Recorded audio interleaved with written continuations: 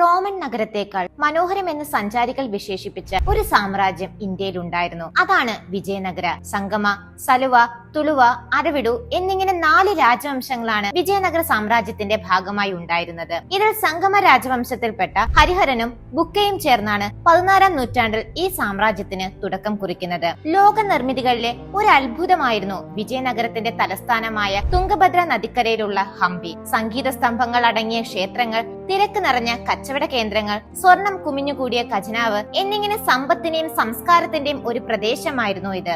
വിജയനഗരത്തിന്റെ രാജാവായിരുന്ന കൃഷ്ണദേവരായയാണ് നിർമ്മിതികളിലൂടെയും ശാസ്ത്രത്തിന്റെയും കലകളുടെയും പ്രോത്സാഹനത്തിലൂടെയും വിജയനഗര സാമ്രാജ്യത്തെ പൂർണ്ണ ഉന്നമനത്തിലേക്ക് നയിച്ചത്.